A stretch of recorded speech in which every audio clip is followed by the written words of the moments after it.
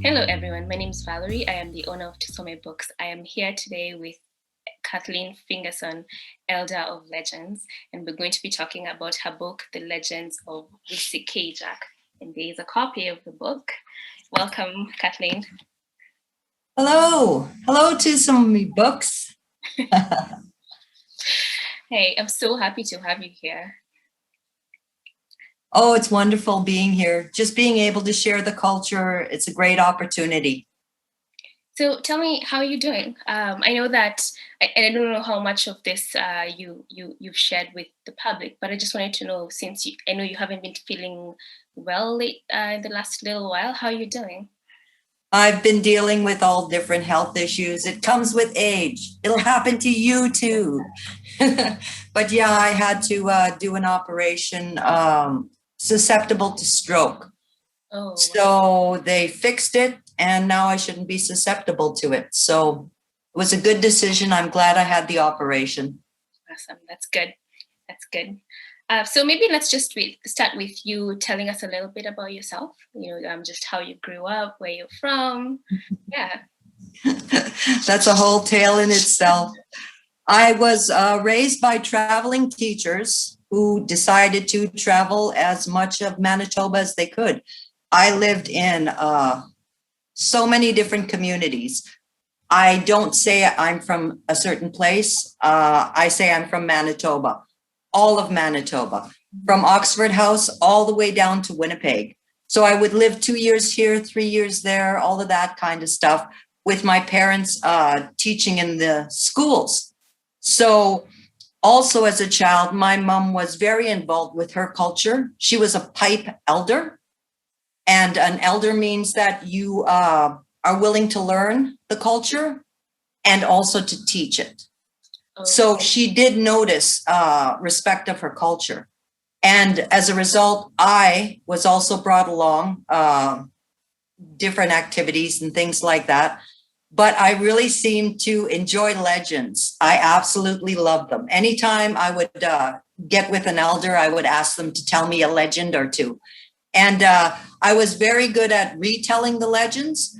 So my parents actually put me in front of classrooms at the age of 10, telling legends and just educating the children on culture. It just became a normal thing. I would tell it, I would be asked to tell it, going to camps or visiting with friends. I was constantly telling legends. When I was young, I would be taken in a car to go to an old person's house and be told to help them with chores, washing the dishes, doing the laundry, that kind of thing, and told to listen. So they told me legends, and I would retell them, and they would tell me that the entire purpose of them telling me that legend is for me to retell it. It's like my responsibility. If I'm going to share a story with you, you make sure to share it with somebody else. So it was almost like an obligation. And as I got older, I went to university. I studied, I took Native Studies. I took culture courses. I did a presentation on legends in university, and I got an A. And I also got told by my professor that this is something that you really should try to save because there's not a lot of it around. And as I got a family, I told legends in every school that my kids were in, always volunteering at schools. And eventually we moved to Brandon, where I told schools in the school system for over 30 years. The largest audience I told legends to was a university audience of 300 people. So it was very intimidating. But as I went out there and told the legend afterwards, I had people coming to me of different cultures saying, I wish I knew more about my culture.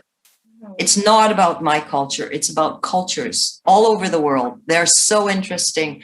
I have a passion for it that I've told legends and learned about culture my entire life. So I'm not close to finishing yet. That's awesome. Wow. You when you're telling me, about your life, you've kind of gone on to the second and the third question. So I guess now, as we touch on this, it's basically just for you to, I don't know, say whatever else you'd like to add to what you've told me already. But I wanted to understand how, you went from being told legends as a child to taking it upon yourself and making it part of your life's work to, like go out and share those stories, and how you got from there to now writing them down. Exactly. I had been practicing being a legend elder for many years. I didn't consider myself one until I got older. So all of this time was training. And when I was diagnosed with cancer, I had decided to write down the legends for when I was older. So it's as if this came into play. Now I have cancer. Now I have the time to spend writing down these legends. So I took as many as I could remember and wrote them down word for word. And then I decided on an art project. I wanted to make the legends come to life. And I practiced beadwork my entire life. I was taught beadwork from my grandmother, my mother, me, my children do practice some beadwork. But I wanted to combine the culture with beadwork and with legends. It's sort of like a twofold, a complete image of First Nation culture, because legends are a teaching tool. They were disciplined. My mother said she never got spanked. I never got spanked. We were told legends instead. It's the morals of First Nation people that are taught to appreciate animals, to appreciate people, to use your mind instead of action. Think before you act, those kind of things. So I really, really did feel like, sorry for the noise. I really did feel like I had to preserve this. This was my duty. This was my duty my entire life. So with the cancer, I decided that I'm going to make a visually appealing book, but still be able to tell the legends with them. So I started on the project, and it took me 2 years to bead all the beadwork for all 4 books, the 4 seasons of Legends. And that is working from sunrise to sunset. Monday to Friday. And I've even had to stop because the beadwork ruined my fingers. It's really hard on the fingers.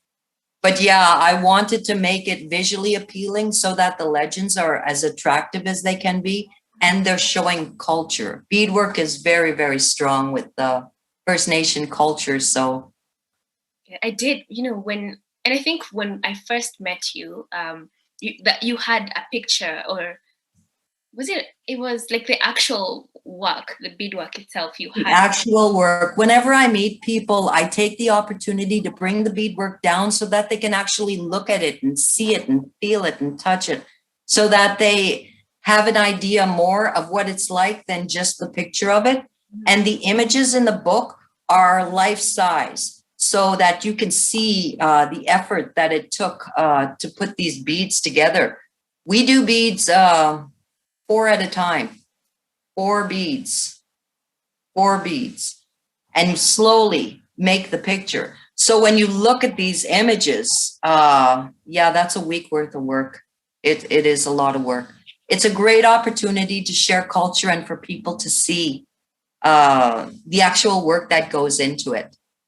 Yeah, I definitely thought this must have taken her a really long time. Yes, 1 week to do an image, 1 month to do 1 legend, 4 months are put into beading 1 book. So yeah, but I take just a frame. Okay.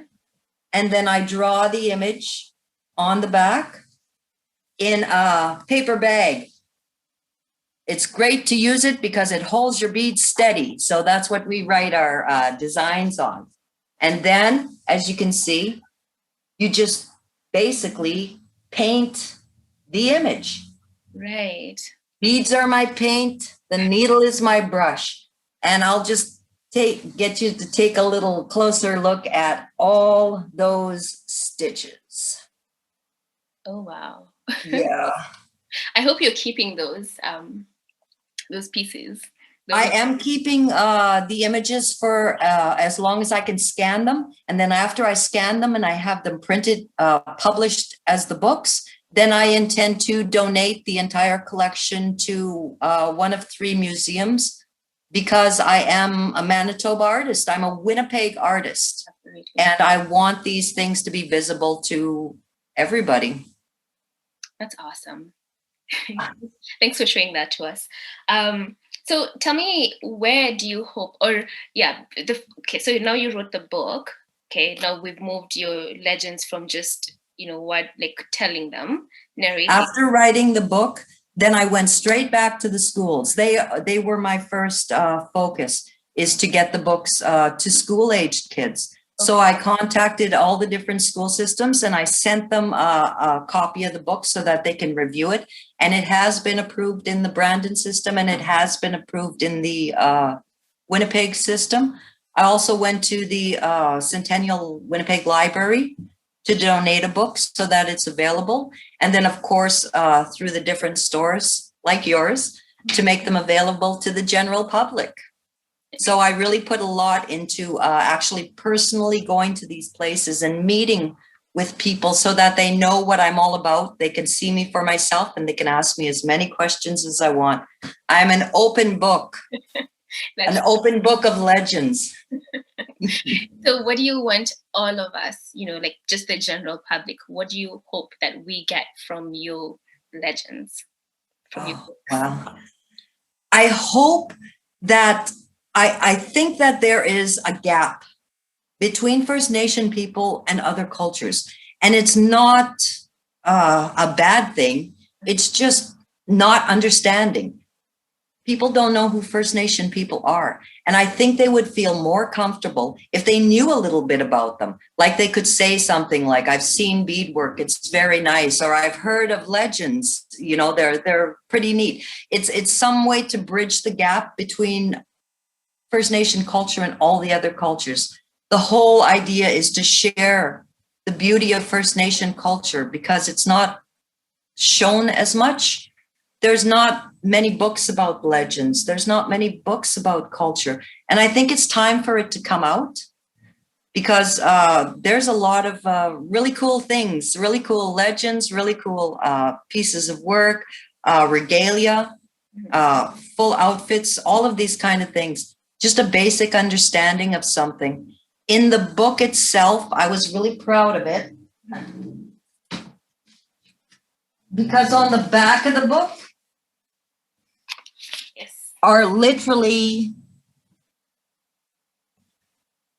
first teachings. Like it's actually pointing out what the culture is teaching. And the last part of the book is actually an entire powwow from beginning to end. Right, yes. You could follow along a powwow and know, not just stand there as a stranger, but to actually have looked at this book and look at that dancer and say, I know what that is. That's this, because you can read it and see what it has meaning and I just wish you could all join the tribe and come in and just enjoy all of these things. So you can't join the tribe, but you can learn about them. Yes, yeah. So, I think that's a very good way to end, on knowing that you can carry this book to events and stuff, and just watch as people are having a powwow and kind of follow along. Absolutely. If you type up powwow on YouTube, you can type up this dance and you'll actually see it and you'll see the differences in it. It's quite exciting to be able to stand outside a powwow and know exactly what's going on, what the outfits are, what the meanings are. It brings a whole new meaning.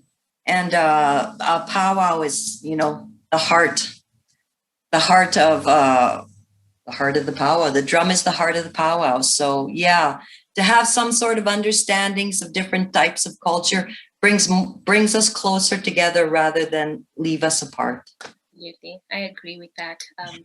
I think that's one of the, that not that I think, I know that is one of the goals of Tusome Books, to kind of, bring Absolutely, you're promoting culture just like me. Just like me. Exactly. It doesn't matter what culture it is. It's just that you're able to share it and experience it. You don't have to be, deep inside of it. You can say hi to a First Nation person. You can say, I know legends, or you can say that's nice beadwork. I just wanted to all the cultures to come together. We are all very interesting people, all of us. Absolutely, yes. So thank you so much for, coming to this meeting with me. It's been fun talking. I look forward to telling legends. Yes, looking forward to seeing you again.